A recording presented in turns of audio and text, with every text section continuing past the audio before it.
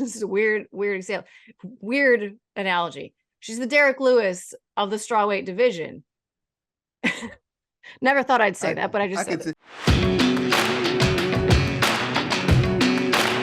What's up, everyone? Laura Sanko here, as always, joined by Dean Thomas, the great coach, the legend, the former UFC fighter. We all know him, we all love him, and he's here with us, taking time to talk about this amazing co-main event, UFC 292. Zhang Weili defending her strawweight title against Amanda Lemos. And man, I wish this fight was getting more attention, because the second that they made this matchup, I went, oh Lord, that is a fun one. That's a fun one. What was your reaction? I mean, I've been waiting for this for a long time, because Amanda Lemos is so powerful, and it'll be interesting to see how Weili Zhang deals with that. But Weili Zhang, like, when she's on, and when the potential that she has, you can see it when she's on. It's just sometimes she's not always there. So then if she's not going to be there in this time, she might get her head knocked off. So like, that's what makes this fight so interesting, is that she could possibly get her head knocked off, because Amanda Lemos can punch. I love how calmly you say that. But it's true. It's true. You know, for fans that are not familiar with Amanda Lemos, because she doesn't have the biggest name yet, you have to understand what this woman has done in this division, and remind yourself that it is in the context of a 115-pound female division, okay?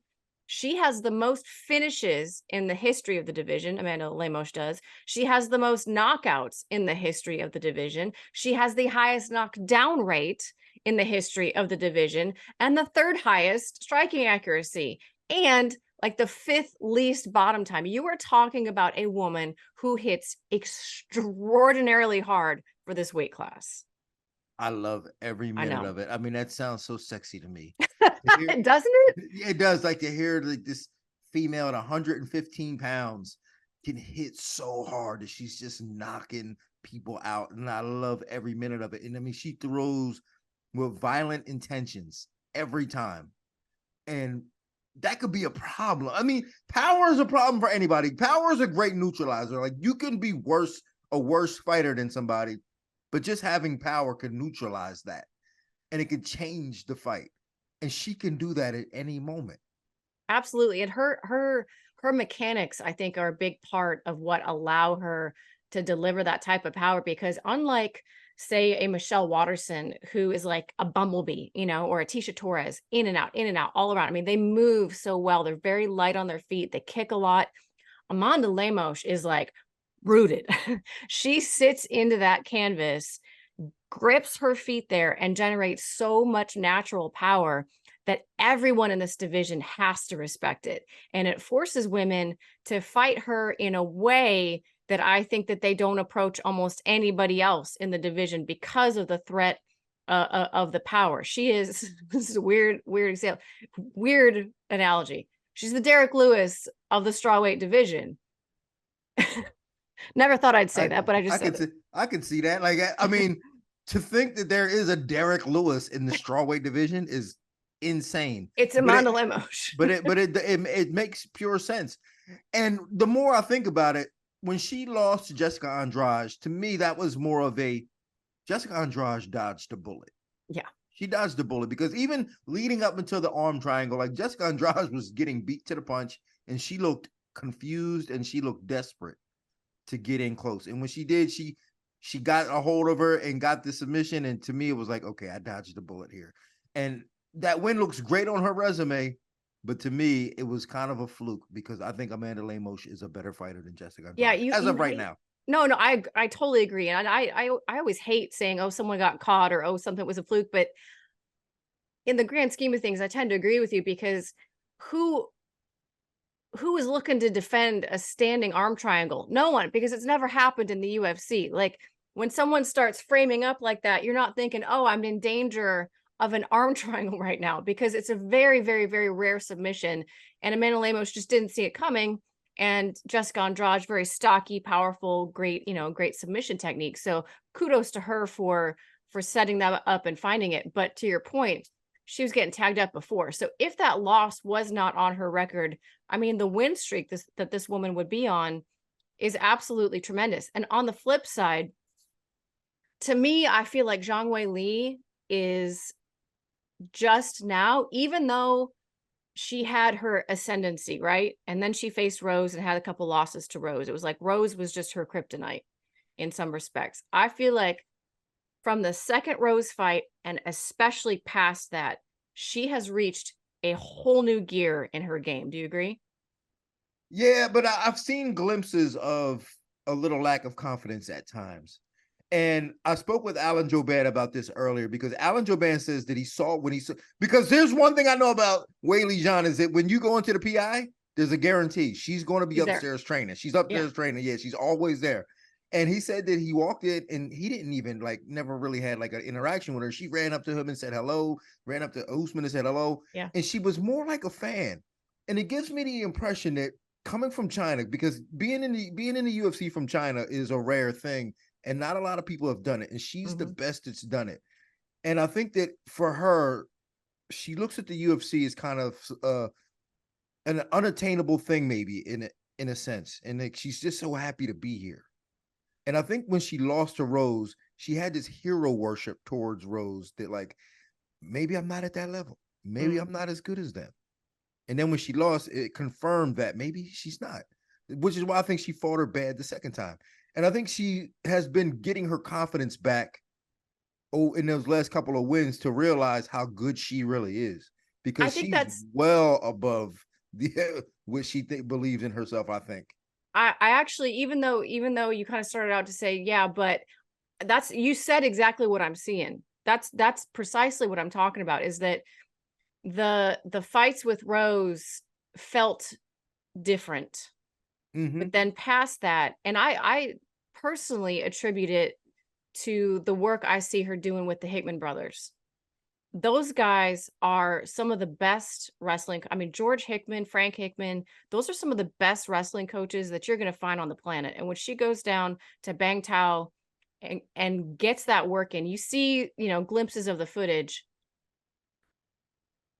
I think when you get the part of the game that maybe was eluding you and you finally go, "Oh, this is clicking. Like this feels good. This feels natural to me," because she's got the build for it. She's got the body for it. She's got the physicality and the musculature for it. She just didn't have the technique. And what Frank is so good at doing, I feel like, is breaking down that technique and finding those little things that maybe you're missing. And I know she's had great coaches before, and I'm not trying to say anything bad about them, but to me, Frank Hickman is is the, I don't know, the secret sauce, I guess, that I see playing out in the fights since her teaming up with them. And that's sometimes just what it is. A lot of being in this fight game is all about timing Yeah. and chemistry.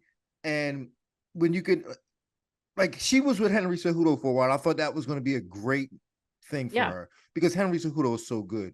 But maybe the chemistry wasn't there. They had maybe communication issues or just whatever, for whatever reason, the chemistry wasn't there. And then she found Hickman and the chemistry is there. Doesn't mean Hickman's better. It just means that their chemistry is better. And sometimes that's just what it is in fights. And you got to be able to have that timing at the right time. And she found it at the right time where she can now become like this dominant force in the strawweight division. And that might just be what it is. I guess I'll ask the same question I asked when we talked about the main event. What pops into your head when you think about how this fight's going to play out? I think it does come down to the ground game. Honestly, I really do too.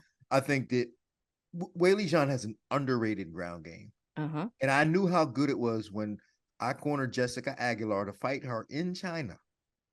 So, and I remember her getting Jessica down and just being so flexible and so loose, but so precise with her positioning.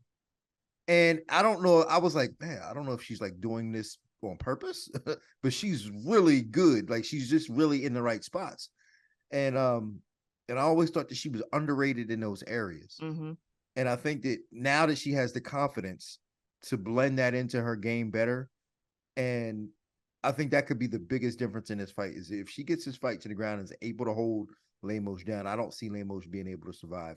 Because one thing too about Weili Zhang that she's always had, despite the jiu-jitsu part of her ground game, is her elbows. Yeah. She's vicious. She's a vicious ground and pounder, especially with her elbows. And she can open her up. She can open Lemos up with those elbows on the ground that can change the course of the fight. And she can certainly take a shot as well. So one thing about, even though Lemos, I think, possesses probably the best natural power in this division, you are still talking about 115-pound women where they really do have to land a more perfect punch than a Derek Lewis, for instance, has to land in order for it to have the same or similar effect. So my point, I guess, is in this division, in these smaller divisions, the likeliness that you can just bite down, throw up your frame, throw up your guard, wade in, take a few shots on the way, and get to some sort of body lock position or takedown position, it's much easier to do that here than it is at heavyweight. Oh, 100%, because heavyweights are just slower. And I've always said this because I've always made this argument that heavyweights don't, I mean, they hit harder just because of sheer size, but like relatively speaking, they don't hit harder. I just think they get hit cleaner more often, which is why you see more knockouts, because it's easier to hit them in a cleaner, more flush spot because they don't move as well. Now, the lighter you get, especially when we talk about women at 115, they're moving around a lot, and it's hard to get clean shots on them. And the same thing with men at 125. They're moving so much that it's hard to get clean shots on them, which is why they don't get knocked out as much. But Amanda Lemos has found the secret sauce into forcing these other women to kind of stay in her range so that she can hit home runs. And that's essentially what she's doing. She's hitting perfect home runs with the ball. Well, it's a scary proposition thinking about closing distance on that woman, right? And that's really what she's so good at doing, is the threat of her power almost creates this force field. Yeah.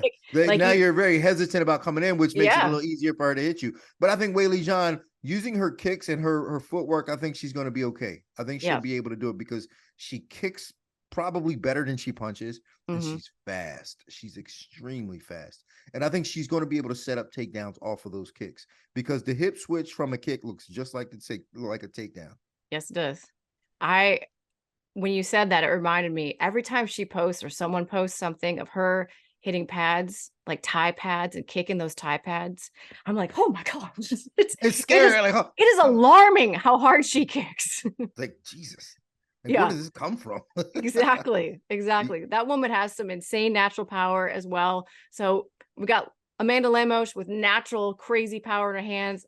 Zhang Weili, natural crazy power in the kicks, physical in the wrestling. I think it's going to be a fascinating matchup. Dean's taking Zhang Weili. I'm taking Zhang Weili. You think she's going to finish? I think she's going to finish her. I think she's going to stop her. I think she's going to stop her with ground and pound.